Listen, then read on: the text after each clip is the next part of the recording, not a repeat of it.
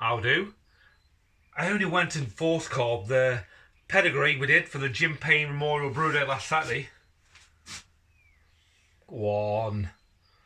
We're having, yeah. Not bad colour, is it that, guys? Not bad at all. I actually put this in the keg on Saturday.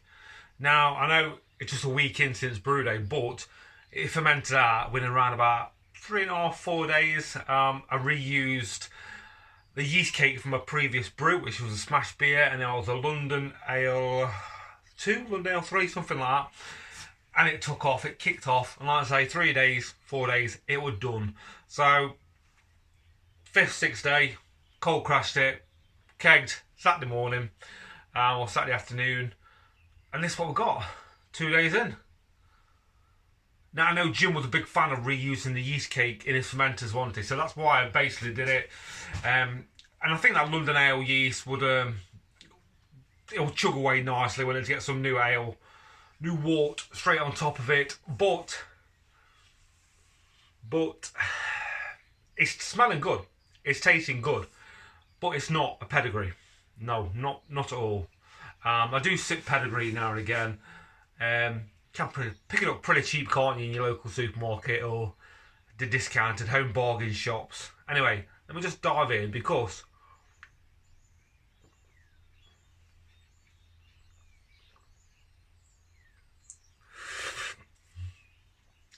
it's nice. Got some good bitterness there. Good mouthfeel. I mean, you can see the lacing around the glass. We've got a floral taste. Now, I did use Whitbread Goldens for the first time. I don't think it's them. I think it's a yeast cake from the previous brew day, which was a smash. The hops was Jester in that. And they produce like a new world, like citrusy, grape flavour aromas. I thought pedigree being an ale was like a light pale, isn't it? It will work well, but I think too much flavours, esters from that yeast cake has got into that beer basically. It's still a nice drop, don't get me wrong, and it did finish up at 4.4%, so more or less bang on. What's pedigree? 4.5, 4.5, I think. But you know what? I'm not complaining because it is a keg filler. I will quite happily sip this over this next couple of weeks, but it's more like a summer ale, a summer pale ale with a fruity aroma and a fruity taste. And a day like this as well, I might get some down me today because I broke up now from work. Even had a brew day today. We've done another smash beer today. You know, just used Marisotta, 5 kilo of Marisotta, but this will be coming in a grain to glass next week, and the next week and we chucked in some hops from Mr. Timmy Jenkins, 500 grams here of Equinox, around about 14.5% alpha acids on them. Never used Equinox before. I think it used to be called Equinox, but I think with some, they had to change it to Equinox because I think like a brewing company or something had the rights to it. I don't bloody know. But yeah, we'll see what that's all about. But a grain to glass will be coming on that. But we're going around about 5.5%, I think. See what it's all about, because it's a good way of finding out your hop profiles into smash beers. And then you know what you compare them with, what other hops you know will go well with it. Unlike this with the Jester hops on the yeast cake, I don't know.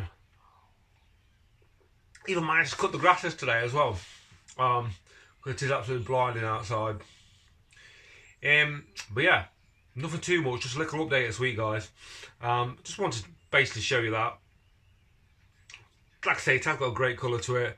It's got a good mouthfeel, but the aromas are floral. Very, very floral. And the taste is exactly the same. But I can only think it is that yeast cake and then Jester hops. What was in there? But, you know, I will rebrew it, but, you know, don't fuck around with it this next time. I'll probably just use a standard, like Nottingham Ale yeast or a Wilco's German yeast. Well, still happy with it. Just going back to the brew day I had today as well, guys, a smash. I've had some yeast sent to me, some top cropped of some Voss, is it? Voskovike? Vosikovic. I can't pronounce it, but yeah. So we're going to sprinkle that on, hope for the best. Got it the day before yesterday, so don't want to leave it too long. That's why I've had a brew day today. And my plan for that is to top crop it. Fermentation fridge is already at 30 degrees now, so that's where it's getting pitched at. 2 days time, top crop it, spread it on some baking paper, nice and thin. Probably a couple of sheets if I can get enough of it. Back into the fermentation fridge, dry out there fast. That way, rather than letting it sit on the radiator, some foreign bodies to get on top of it. We don't want that, do we? And then I will send some of that out. I did actually get that from a nice fella called Thomas. Forgot his surname now. Nice fella. Hungarian chap. I met him on the UK homebrewing site. He sells it for £2 for a little dealer bag like that. So cheers, Thomas, mate. You know, the greater glass will be on that next week, guys. Because that's only going to take about 3 days to ferment out. We know it. Got me a big mouth bubbler. Yes. I'm sure we've all took advantage of the Beer Hawk sale. What's been going off this past week. I did want another tilt. But my missus was being mardy about it. Whether she's got one for my birthday next month, I don't know. But I'll drop in a few hints. But anyway, I ordered that and some more grains I wanted. Do like the style of this. 15 quid, guys. We'll see how that holds up. It's a very strong, robust plastic fermenter. I do use the stainless steel ones now, but this is more for secondary dry hopping in this. And it's nice and slim as well. About 19 litres. Keg size. That's it, guys. A good week. Happy Homebrew Wednesday.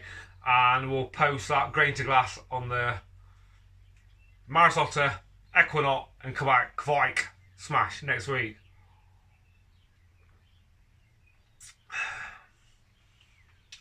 See you later.